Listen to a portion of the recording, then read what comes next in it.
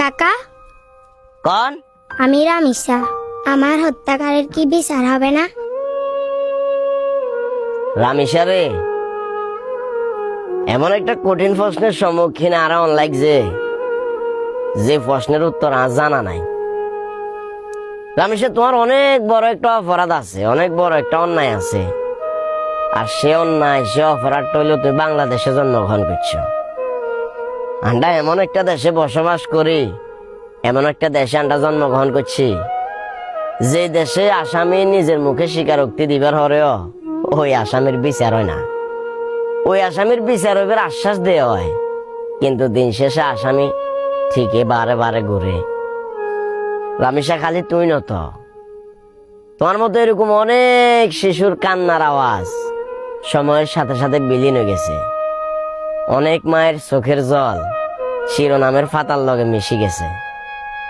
হয়তোবা বর্তমান সময় তুমি সোশ্যাল মিডিয়াতে ট্রেন্ডিং একটা টপিক, ওই কারণে তোমার হলে মানুষে বিভিন্ন লেখালেখি করে, মানববন্ধন হওয়ার।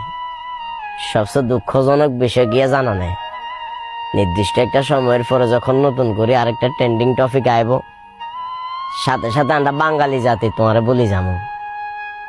তোমার খুনি কিংবা অপরাধী যে আছে হেও শাস্তি হইতো না। কারণ পূর্বে এরকম অনেক ঘটনার শিকার হয়েছি, অনেক ঘটনার সাক্ষী হয়েছি। যথেষ্ট পরিমাণ প্রমাণ, যথেষ্ট পরিমাণ সবকিছু থাকার পরেও আসামির কোনো বিচার হয় না।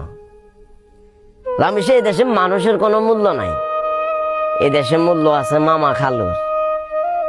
যার যত বড় হেডমালা মামা খালু আছে, সেই দেশে তত বেশি রাজত্ব করে। আমরা গরিব অসহায় যারা আছি, আমরা বিভিন্ন জায়গায় কারণে কিংবা কারণে লাঞ্ছনার শিকার লাগে, বঞ্চনার শিকার লাগে। তুমি যে প্রশ্নটা আমরা করছো না, এই প্রশ্নটা খালি তোমার একান্ন, এই প্রশ্নটা আরো।